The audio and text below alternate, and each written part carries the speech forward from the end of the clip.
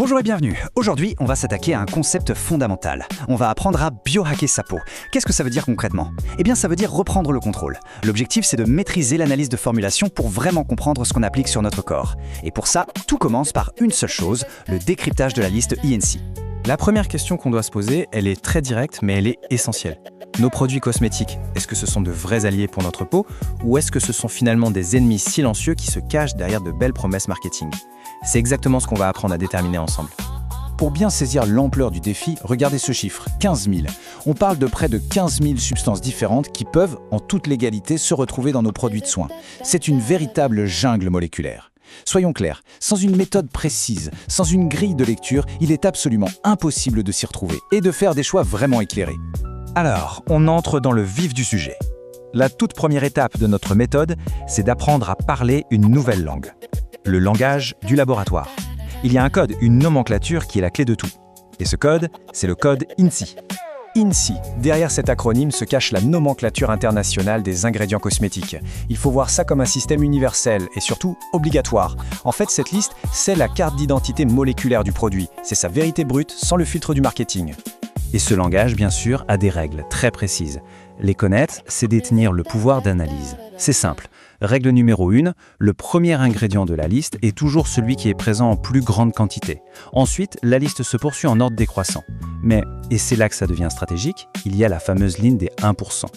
En dessous de ce seuil, le fabricant a le droit de lister les ingrédients dans le désordre.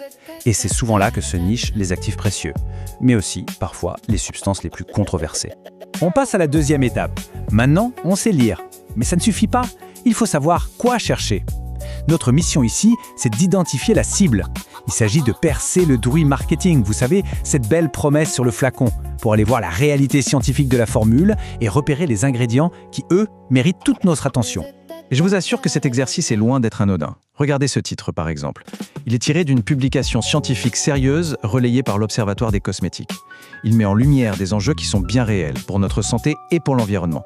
Ça nous montre bien pourquoi cette démarche d'analyse critique est absolument fondamentale. Alors, qu'est-ce qu'on cherche précisément? Quelles sont nos cibles? On va être à l'affût de polluants chimiques potentiels, de perturbateurs endocriniens suspectés, ces molécules qui peuvent venir jouer avec notre système hormonal, ou encore de régulateurs de pH, comme l'acide maléique, qui font l'objet de nouvelles discussions, sans oublier les conservateurs, comme le méthylparabène, qui sont constamment réévalués par les agences sanitaires. La science, la réglementation, tout ça est en perpétuel mouvement. Et nous voici à la troisième et dernière étape.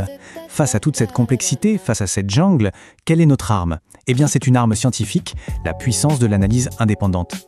C'est ici qu'on va apprendre à réaliser une véritable chirurgie moléculaire sur une simple étiquette. Pour rendre tout ça très concret, on va prendre une étude de cas. Le modèle d'évaluation qui est proposé par des outils indépendants, comme par exemple l'application INCI Beauty, on va analyser ensemble comment une telle plateforme arrive à nous fournir une analyse qui soit réellement objective. Un outil d'analyse vraiment fiable, il repose toujours sur 3 piliers. Et ces piliers sont non négociables. Le premier, l'indépendance totale, zéro influence des marques. Le deuxième, un partenariat scientifique rigoureux. Par exemple, une collaboration avec une école de chimie comme celle de Clermont-Ferrand, ça garantit l'exactitude des données. Et enfin, le troisième pilier, des critères d'évaluation objectifs, clairs et basés uniquement sur la science. Et cette approche, ce n'est pas juste une idée en l'air. Elle est validée par des experts reconnus du secteur. Écoutez ce que dit Willy Manchon, le créateur des Victoires de la beauté. L'expertise, la rigueur et l'indépendance guident les consommateurs. C'est la reconnaissance même que notre méthode est la bonne. Allez, on fait une petite pause ici, c'est un moment important. Prenez une note, mettez la vidéo en pause s'il le faut. Il faut vraiment mémoriser ces 3 piliers de l'analyse objective. Indépendance, partenariat scientifique et critères objectifs. C'est le socle sur lequel on va bâtir toute notre nouvelle expertise. Voilà, on arrive à la conclusion de ce chapitre. Et ce qu'on a appris aujourd'hui, j'espère que vous le sentez, ça va bien au-delà de la simple connaissance. C'est l'acquisition d'une véritable nouvelle expertise. C'est un pouvoir concret, celui de reprendre le contrôle.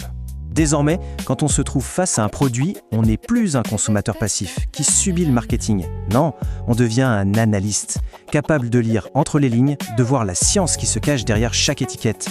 Alors, je vais vous laisser avec cette question.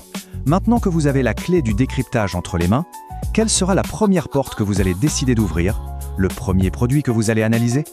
Le pouvoir est désormais entre de bonnes mains, les vôtres.